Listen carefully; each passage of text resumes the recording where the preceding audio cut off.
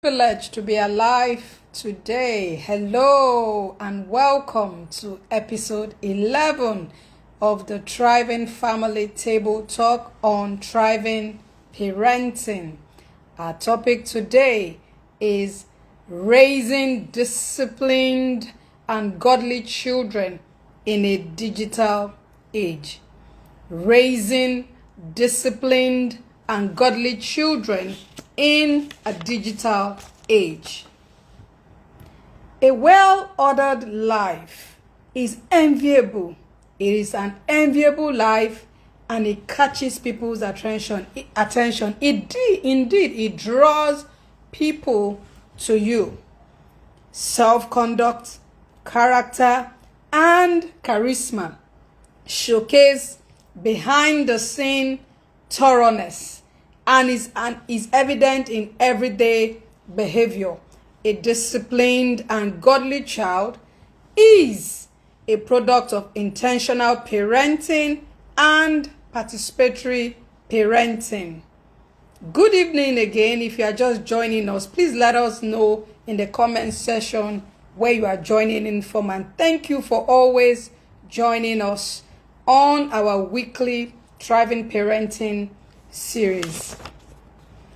Parenting is a deep assignment, is a task put before us by God Almighty that we should be intentional about raising our children deliberately, intentional grooming, equipping them so that they can align with God's template. A primary HR lady join us in this conversation. She's always been joining us and she's very vast on the topic of parenting, having worked with young children for over 10 years. I'm sure it's getting to 20 years. Yes, correct me, sis. Yes. Yeah. So thank you. Thank you again for joining this broadcast. In this age and era where they are questioning everything that ever existed, the children are always asking questions and they have information ready at their fingertips. As far as the internet is available in the environment where they stay, the parents cannot fold their hands. They cannot fold their hands. They have to be involved. It calls more for involved parenting. Parents must be able and be readily available to give out the pros and cons of the digital world to their children. They must be able to let the children know that digital footprints might be erased from their platforms, but it can always be resurrected from back end. We must teach the children to uphold family values. Parenting, there has to be firm parenting. What do I mean by firm parenting?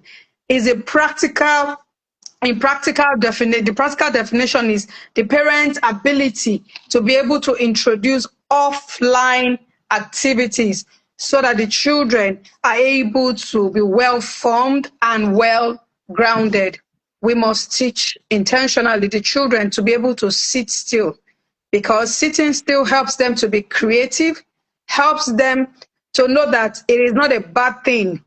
Like I always mentioned, being self-absorbed in your devices or always as in facing the screen has what it does to the brain.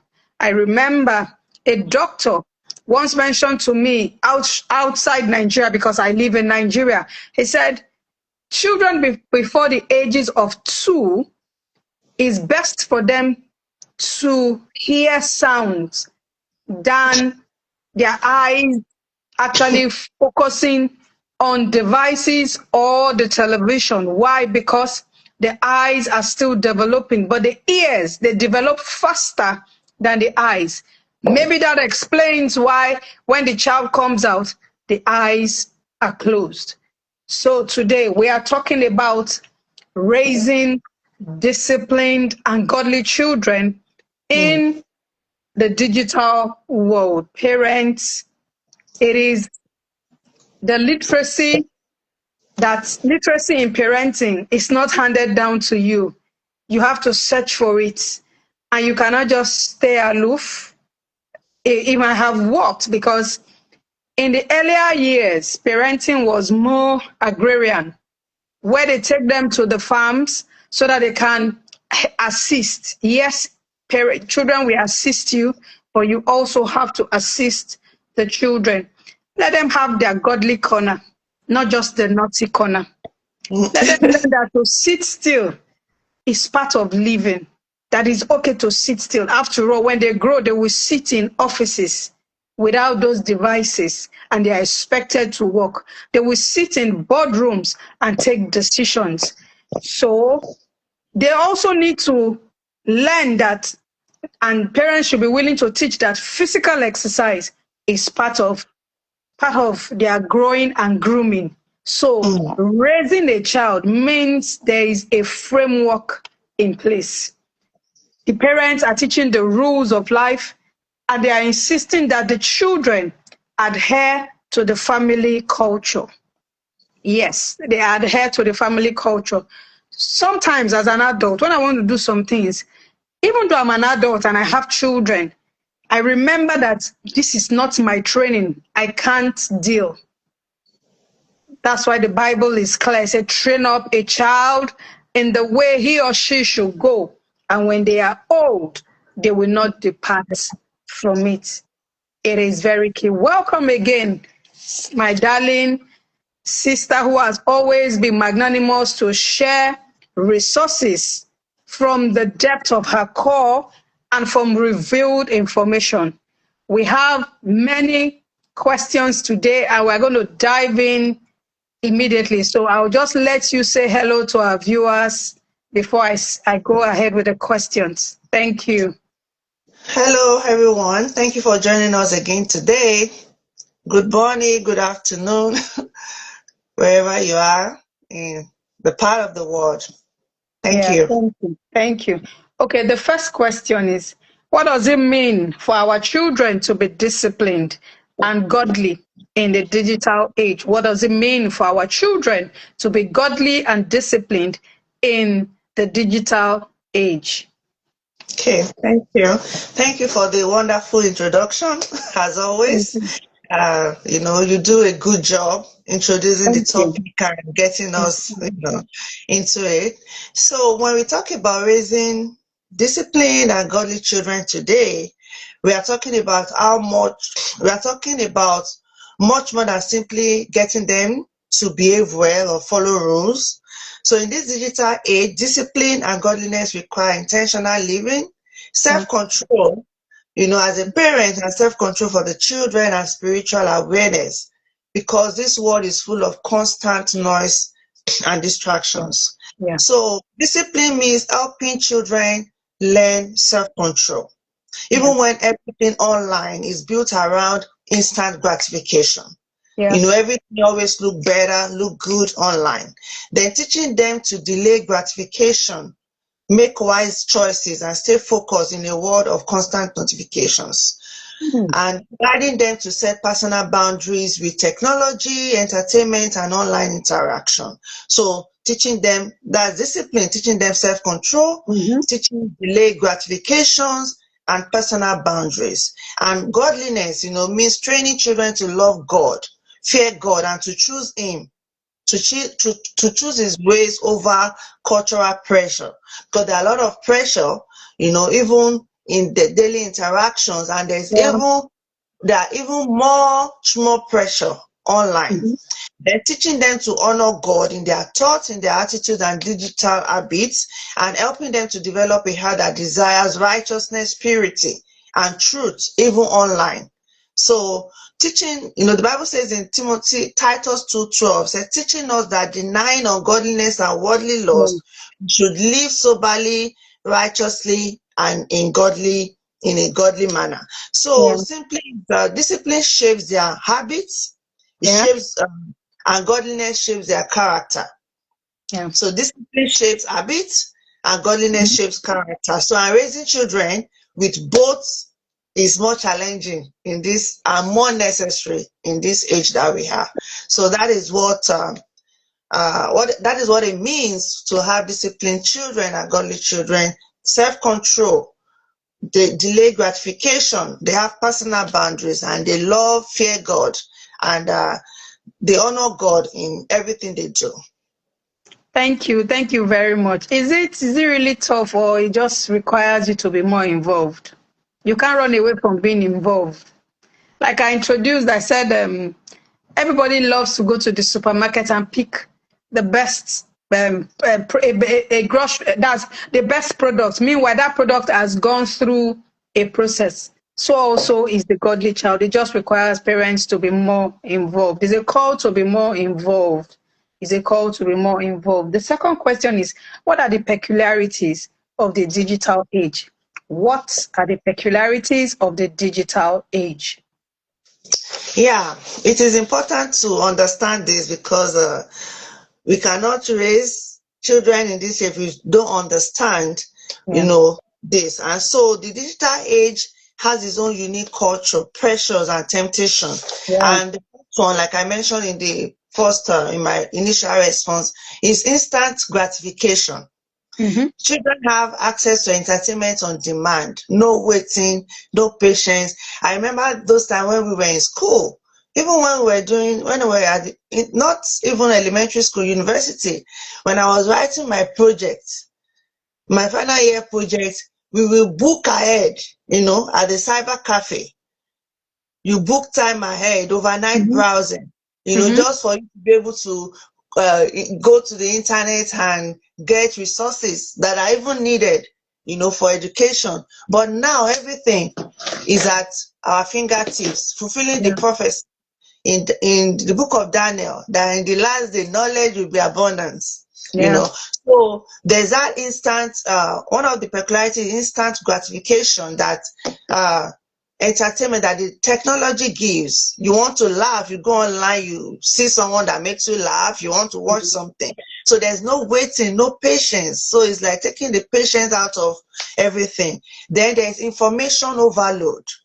Hmm. There's Hmm. information overload that are exposed to more information in a month than previous generations saw in years, Hmm. even in a day. So there's information overload, and when you take in so much, and there's no avenue, no channel to express those things, it can they can have information constipation.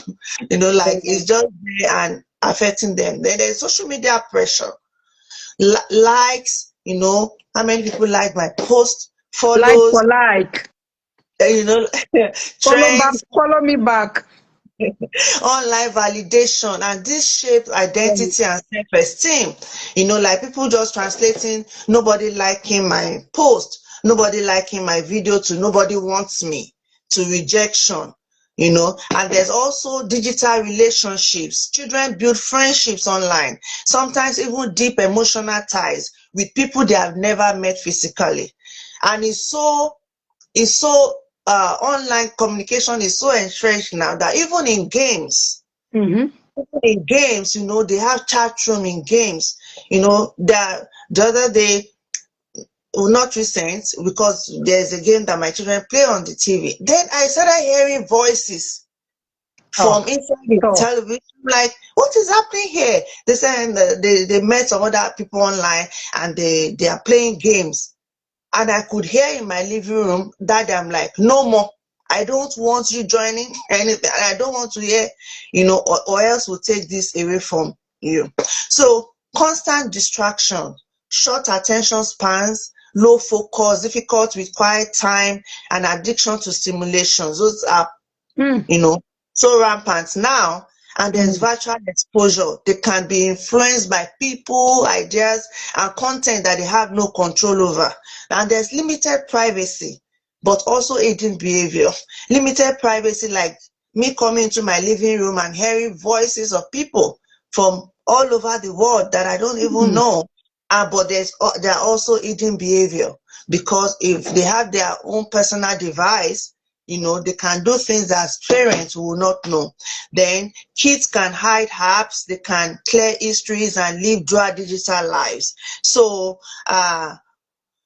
parents today must understand the times and the digital culture so we can guide our children correctly. Remember, the men of Issachar, the Bible said that they understood times and seasons, and they Yeah. knew what Israel should do per time. So it's the same thing for us parents, that we must step up or to Yeah. understand the times and seasons so that Mhm. we'll know how to help our children. So those are just 7 things, not an exhaustive list, of the peculiarity of the times that we are in now.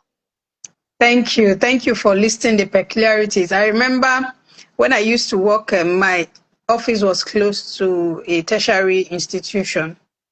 We just had the, as in, every day we shouted, "Live there, live there." Why were we chasing them? Because the internet we provided for customers, for clients to, as in, connect to. They were connecting and they were going to awful sites. You see it. Children that are supposed to be in school, you will see them doing all sorts. I had a colleague who would be shouting, "You cannot do this. I will look for your mother." Tell your mother, she'll be screaming as it was. I'm telling you, during the day, even as even cool evening before we leave, they will now come and sit beside, so it will be clearer. And they'll be, I say, what is all this? Just because, like you said, because they have their devices with them. It is well. We will just have to participate more in our parenting. I have another question. What are the side effects of digital age on raising disciplined and godly children? What are the side effects of the digital age on raising disciplined and godly children? Thank you. Technology is powerful, Yeah, and it can be both, it's both a very wonderful instrument, yeah, that helps us now, but without balance, it will have, side effects. yeah. And one of it is reduced attention span. You mentioned it while you were talking, especially when you were talking about what the doctor said about children, Mm-hmm, making them sure they avoid, between 0 to 2. mm-hmm. So there's reduced attention span, and you can see that everywhere. Even for adults, there's reduced attention span. Kids struggle with focus, Yeah, study, meditations, or prayer. So, and that is a very, and what makes that to happen? Too much exposure yeah. to devices, to television, to cartoons, in different formats that they come. And there's increased exposure to ungodly content, immorality, like the example you just gave now Mm-hmm, about students coming to sit, profanity, violence, worldly mm-hmm. ideologies. And there's comparison and low self-esteem. Yeah, Like social media paints unrealistic picture of life. Nobody comes on social media, at least majority of people, they don't come to social media to expose their dirty linen, or to show you that side of them that is bad, where they did not eat yesterday, or something happened to them. People yeah, come on to show their best, their best face. Like even the way we have yeah, shown up now, we didn't show up. I didn't show up like I looked 30 minutes ago. yeah. Because I showed up like I'm going out. So comparison and low self-esteem because of the unrealistic pictures. Somebody buys something or borrowed something and comes online to, and you're like, hey, why is my life like this? So then distraction from spiritual growth, Mm-hmm. because there's still time meant for devotion, reflection, and family bonding. Absolutely. I can attest to that.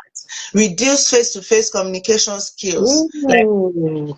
yes, like many children struggle to converse confidently Yeah. because they rather just type away, hide behind the keypad and just type away. But we still need physical face-to-face communication, because Mm-hmm. you will still have to interact in the school. You have to interact, in the places you work. You have to interact with real people now.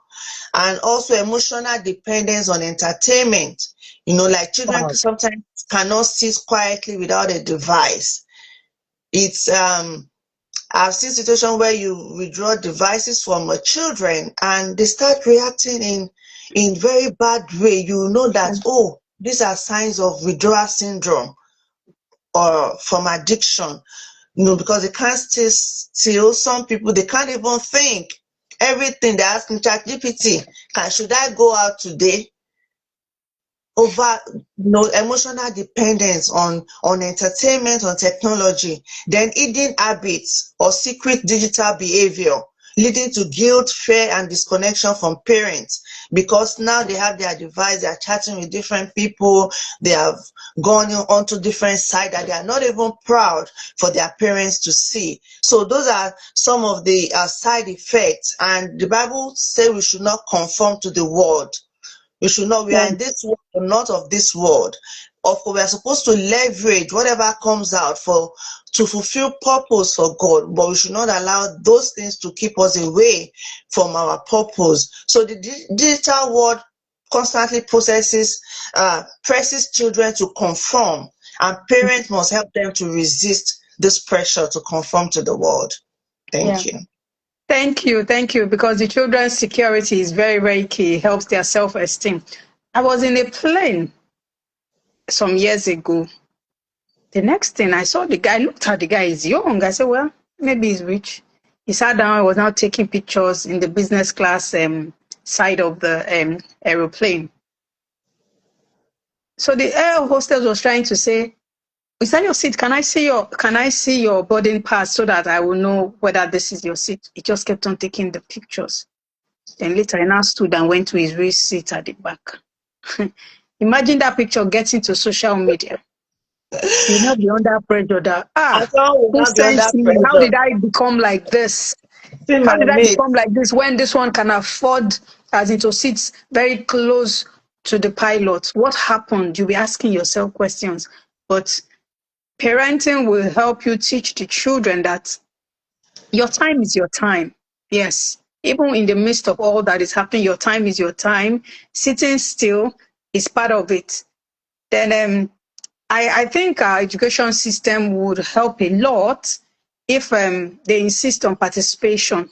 What do I mean by participation? That you are speaking up, and that class participation is that the marks they are giving for the exam, not just going to pour so that you help communication. If not, communication will just die. I don't want to even go to our native tongues, our native languages, which is already fading away. But I think the education sector will help a lot when they insist that participation takes quite, as in the marks awarded to it is quite high. So the next question will be, what are practical ways to help our children to overcome the side effects of the digital age in their becoming disciplined and godly? What are the practical ways to help our children to overcome the side effects of the digital age in their becoming disciplined and godly? Thank you. You've said, something that is very important and profound: involvement. Our parents need to be involved in this aspect of their children's life, and this is where intentional parenting becomes powerful. Children cannot self-regulate, like in a digital world. They need guidance, boundaries, and partnership. And this should be coming from us as parents, and not just for our biological children, but children that we have oversight over, that at least we have a sort of like a legal responsibility to. So, and some of the strategies is create tech boundaries. Create tech boundaries. So, starting from the phone, if you take a phone, you will see that there is a digital and wellness stuff. If you go to the setting, if you go to the setting, I use that even for myself, because even as adults, we are not excused from whatever is happening digitally. So I use that for myself. Like I just set, limits maybe to my Chrome, to my YouTube. Set some hours in a day, block out some hours. Like after those hours, if I set 2 hours, if I'm on that device for that, it goes off. So I use that. So you can explore that in the setting. It's part of setting tech boundaries. Create screen time. screen time for your children. Like during the week, in fact, there was a time we're doing no TV during the week. No Yeah. TV, That's how I raise weekend. my children. Yeah. Yeah. So, but later we said, Mm-hmm. okay, 2 hours. However, the three of you want to share it is okay. So at a certain point, the TV goes off. Most where I live, TV is connected to internet. It can be controlled. So my hubby has said it. When it gets to maybe 9 or 10 p.m., the TV is off.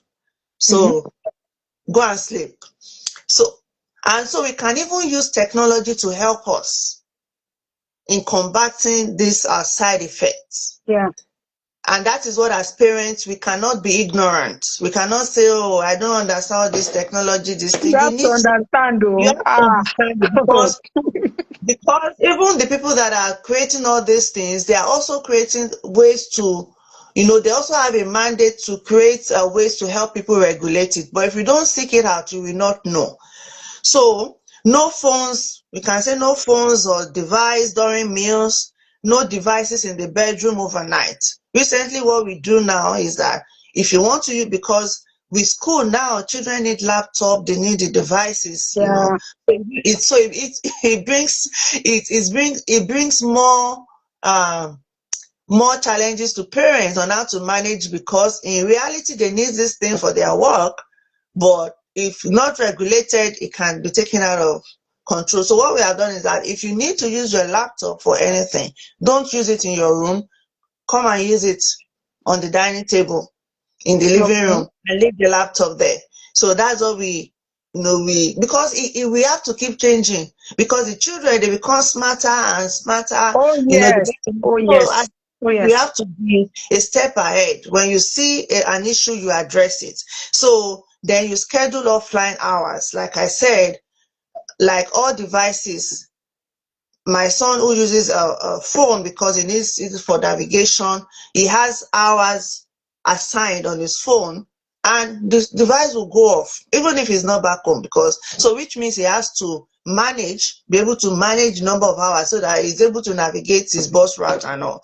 So, and also we can introduce digital Sabbaths, like digital rest for the family, 1 day or a few hours weekly without gadgets, and we can use that time to read, to bond, and I do outdoor activities, worship, and for creativity as a Yeah. family.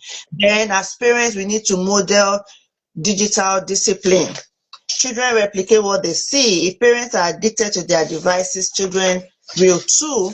And we have to encourage spiritual routine for our children. In the morning and evening prayers, pray with them in the morning, read devotionals with them. In my house, we have Open Heavens devotional, and we Mhm. also use it online. We also have online. So sometimes we don't read from the paper one, we read from the online, because it can have Bibles. Doing that, you are teaching them that when you even have your devices, you can read spiritual things. Yeah. Make sure they download the Bible app on their phone, so that even if they don't have their physical Bible, they have that. So you are showing Yeah. them that there are all the other spiritual things that will help them. Then Bible, talking about encouraging spiritual routine, memory verses, family devotion, family worship time. Then teach discernment. Instead of only saying no, teach why certain content is unhealthy. Teach Yeah. them how to filter online influences, like Mhm. teach them, help them to be able to make the right decisions when they Yeah. are online, because you are not with them when they are online. Then build strong communication, encourage children to talk openly, so that it will guide their digital behaviors. Provide healthy alternatives, sports, music, reading, hobbies, family games, cooking, volunteering. Like in this climate where I live, things can be so demanding, and you have to work. Sometimes you have to work extra hours and all that, and it is so easy to leave the children behind, to just leave the children to do whatever they want to do, because if you register them into sport and everything, it's added responsibilities for you, because Yeah. you have to take, except when they are old enough to go around themselves, because you have to take them there, bring them back, or just monitoring things. So some parents, it's just easier to leave them and be making money, but in Yeah. those times they are filling up those times with things they are not supposed to. Yeah. So it comes with a lot of hard work, intentionality, but we must give them godly alternatives. Give them alternatives that will build them. Register them in sports, in clubs, where they can be and they are doing something different, taking them out of the device, and monitor without spying. Use parental control, but combine it with trust-based conversation. Because sometimes, my husband is even able to see some of the things, like if they go to some sites and everything, he can see. So we don't discuss it all the time with them, but there are times that you bring it up. So there are ways that you can see, at least till they get to certain age, you can monitor, but don't spy on them so they don't feel like, oh, this is controlling. So the goal is not to control their digital life, but to discipline their digital decisions. Thank Yeah. you. Thank you. Yeah, they have to be preserved. I remember when I was mentoring some teenagers. So the guy was just struggling with his AirPod, struggling. I did as if I didn't see. And meanwhile, he was supposed to be listening to me. The next thing I said, do you like do you like your AirPod? He said yes. I said, which day will you produce your own? Immediately I said that, the thing came out of his ear. Yes, he understood it. I don't have a problem with, but wow. It's okay to have all those things. They are supposed to be aids. Mm, They're not supposed to become idols for us. Yes, I know when to be strict, like you said. I know when not to be overly controlling. And I also, there's a place where you remember as a parent that the children, they are your products. They are the mm-hmm, product you showcase. You'll be shouting, yay, he made it, she made it. You have to prepare to be able to raise your hand, be shouting, ooh, she made it. It takes a whole lot. You have to be creative as a parent. You have to be intentional. You have to participate. You have to be firm. When you just have to be changing it. As in, when I was thinking about this topic, so many things were coming to me. I say, wow. As in, because like me, I insisted. I'm a career woman. I insisted taking my children to school one way. I always say this. It's tough, but it's doable. And sometimes I ask myself, why did I even need to do it? Because that was we'll rush out, do everything in the car. Well, that's when we'll do our devotion. So there is practically nothing you will tell me about my children now that I don't understand. Like once I would just say, go with the nanny today. They say, no, mommy, I want to go with you. Why? He said, no, you have to take me to school because there was now, he just understood. I just preferred it because you have to be able to know your children because you're also going to work. Was it tough? Yes. I did it for 15 years because my children have a wide age gap between both of them. So when I was finished, and I said, "Yeah, I'm graduating." If you see me that day, I was rejoicing. I said, "I'm graduating." So I said, "There's nothing that will make them not go to boarding house because this primary school is stretched me, as in it was good, but at least that foundation, you must build that foundation because you are going to leave the children, like you mentioned. They are going to go. They are going to represent you. And there is a higher person they also represent. They represent God. So the order in my house, you are first of all representing God. The next person is you. The third is the Father. And the fourth is me. So I will now ask you, if you don't represent God well, because it is his own parole. You have to represent. When you are representing him well, every other thing falls in place because we are all representatives here. So I make sure that they understand that part because the younger generation, they just like last week when I was teaching them Sunday school. Hey, God, see the way they were watching me cinema. We felt it, all the teachers we knew, but we just needed to tell them the truth. It was very practical. They were just watching, as in you could see. We now even gave them, because now you have to be putting in different things to let them be able to relate. We give them puzzles and then they should answer. They couldn't even sit still. And I said, shift. No, they couldn't shift. I said, no, you have to move away, stay on your own, sit still. They are so, as in, I know it's the age, but parents, we are calling on you. We need to do, we can do it. We can do it. They need us. They need us more than we've ever imagined in this digital age, because truly everybody wants to dance.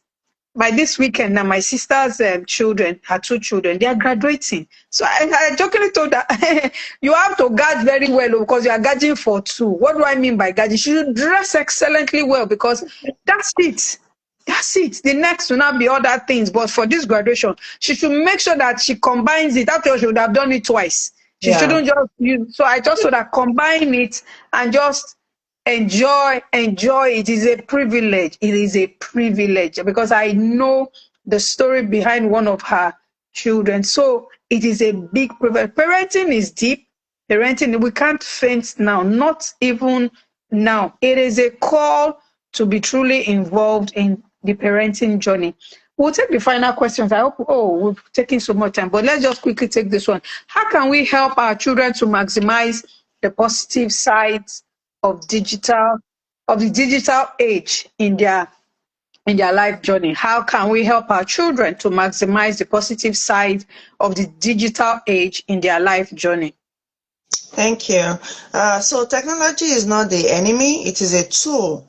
Yeah. Used wisely, it can become a powerful instrument for spiritual growth and personal development. You know, when you were talking about the boy with the AirPods, I remember I always tell my children, what you are watching online, even on the TV, somebody created them, their content created. So what are you creating?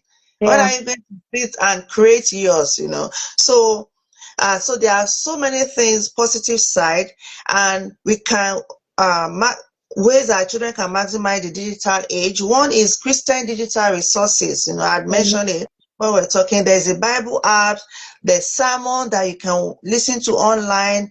There's a worship playlist. You know, our teenagers, they need to watch their playlist. You know, some need to reassess what they are listening to. Not forgetting that, you know, whatever you allow into you forms who you become. And Christian podcasts, podcasts that help you to become better in your chosen career. There are so much things that you can learn. There are Christian YouTube channels. There are, even apart from Christian YouTube, there are educational content that you can access online, devotional app. Then we can feed on God's word, even on their devices. So we have to demonstrate that and also show them. And even on the television. Then educational content, you can learn whatever, digital hack, coding, research, documentaries, learning platform. There are so many of them. Khan Academy, Coursera, Listen, Marcos. You can learn. There are so many things that you can learn. They can sharpen their skills. Then creativity tools, you know, music, creation arts, photography, video editing, writing blogs, and digital storytelling. I think it's more about having that discussion with our children. What do you want to do? Is out of it? What do you like? What are their hobbies? Or you see that they are good, like my son, he likes to draw, and he's been learning how to draw animations and all those stuff online.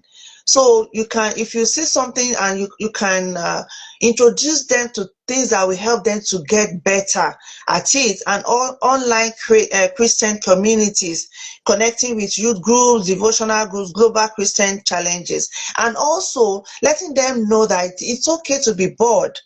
It's okay to have times that you are bored, because it is in those times that you are able to create things yourself. So not just about consuming things online. Now, all these things that we've talked about, they are good. Like listening to Christian digital resources, they are good, but it should not take the place of reading your Bible. It should not take the place of praying. Listening to educational content is good, but it shouldn't take over the part of you studying. actually studying and putting pen to paper to write things from your mind based on the things you're studying, and using creativity tools too should not stop you from having that time that you think. I was listening to Bishop Funke Adejuwon. Sometimes she said that, when they wake up in the morning, the first thing they do is they think. Like they sit down and they think. So you must have time that you dedicate to thinking, just bringing things, because we talked about information overload. If you just have information, you have to be intentional, even as parents and as children, intentional about bringing out things from your inside, from your brain, from your mind. That is when you're able to contribute meaningfully and Yeah. add to existing knowledge. You can have you can bring about new knowledge, or you are adding to existing knowledge. You're either doing one of this. So, of course, teach them to create, not just consume. I've elaborated on that. Discipline grows when children become producers and Yeah. not just consumers of digital content. And if for them to be able to create, there must be boundaries. There must be that Yeah. set time that, okay, this is how long you can watch, and this is the time you are creating. If they like to write, encourage them to write, encourage them to draw, encourage them to do sports, because they have to be producers. We have to be co-creators with God. So if you are a co-creator with God, you are not just consuming what other co-creators are creating, you are also creating, because the whole world is waiting for the manifestations of the sons of God. And we don't want the world to wait endlessly, or we don't want a situation whereby we end up not manifesting anything. That would be a disappointment to you, to yourself, and to God, because we have to give account of everything that you do, and that includes you being a producer, sharing, the content that God has put Mhm. inside of you, sharing it with the world. Thank you. Thank you. Thank you very much. Parents, be interested in training. Like you have the apprentice, for those of us who are in business, you have the apprentice who are understudying you, whether in the salon, in the market. You train them and you give them, as in you free them. It's called freedom here in Nigeria. So also, you have to look at your children. It's not demeaning. Take them as your apprentices so that you can free them into the digital world, and they will be producers. So you must be willing to participate, be very intentional, monitoring. It calls for a higher monitoring. It calls for bringing out the innate abilities in them. She's already mentioned it. Restlessness is part of existence. Restlessness is one way that we can connect our spirit back to our creator and be able to create, because we are co-creators. Because we must be able to analyze what is happening. And analysis can only be done when you observe. And how do you observe? Sitting still. Mm-hmm. Sitting still. I was just thinking today before we came online. I said, why do we how did the naughty corner come about? I didn't research it, but my spirit just told me that it's just because they want to teach the child to be still, not to be distracted. But you find out these days, even when you put the child in the naughty corner, you find out that they will still be doing other things. That's the truth. That's the truth. So stillness is a gift to every child, to every adult, to every human, because in stillness, you are able to create. It balances you. Then writing. Who says you shouldn't write? I tell people, if you lose your device, I have a relative who the device went, as in, it was having issues with the telco for over a month, and nothing went wrong. Imagine you lose all your data. So like me, I use both. I like to write because there's a connection. There's a brain to hand connection, and Absolutely. it helps you express better. As in, I'm only just learning how to do what I type. I always try to also write it. It's just because now, okay, I'm getting used to it. So as immediately you put your hand, there's no way you will not be able to. So there is a connection. So the brain is rewired through different frameworks. We've talked a whole lot today, and we've doled out many nuggets when it comes to intentional parenting, participatory parenting, firm parenting, involved parenting, because the conduct, the charisma of each child is what is needed to sustain them in the marketplace, in the boardroom. In the boardroom, they will not be looking for devices. They won't even remember their device. So imagine if they don't learn it now. When would they learn it? When? Parents, I'm leaving us with that. When? When would they learn it?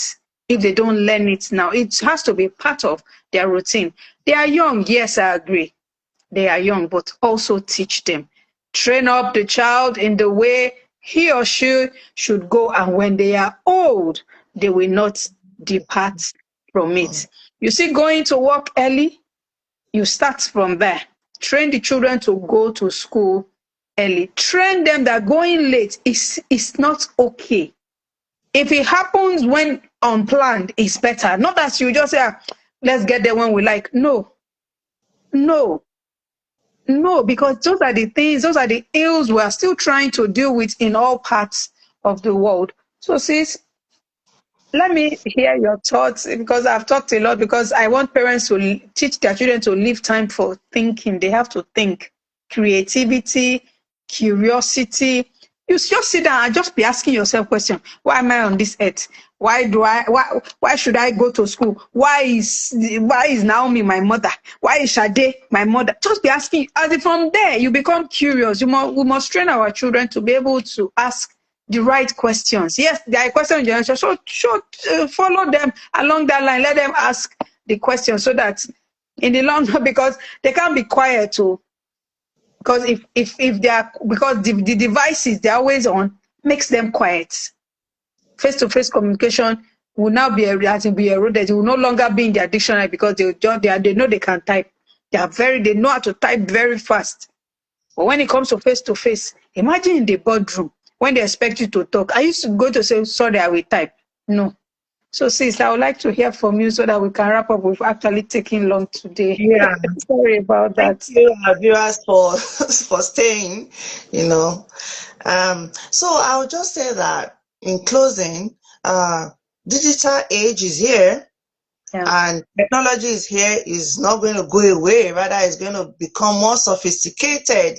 Yeah. And when, as parents, we are able to put all these boundaries at home, we are able to train our children the right use of device, it helps them to have an ethical way to Yeah. using devices. Now we're in the age of AI, artificial intelligence is becoming more sophisticated and all that. Children even use it in school, but it has to be used ethically. And just to wrap up, we have talked extensively about it. They have to think, they have to use their brain, because you don't want AI replacing your thinking faculty, your critical thinking skills that God has given you. So even if they're going to use technology, they're going to use AI, it should start from within. Put your pen or type. Think about the topic you want to read, or the topic you are researching about. Write your own thoughts about it. What do you think about it? Then you start from there. Because even in the workplaces, in different places where you can use technology, there are rules and policies around ethical use of technology. And I have seen a few people lose their job because of excessive use of AI in the workplace.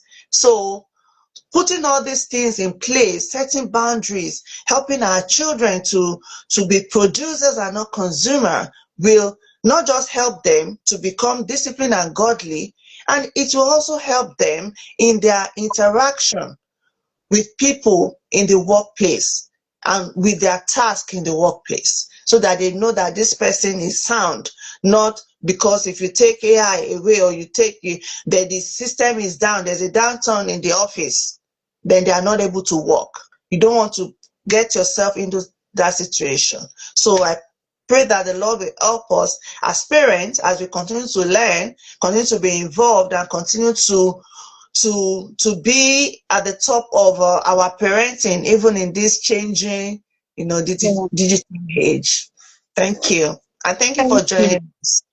Thank you for joining us. Thank you for the time. Thank you. We stretched it today. Thank you very, very much. Thank you, because we will do well with our parenting journey. Thank you, sis. See you again next time. Bye bye for now. Bye.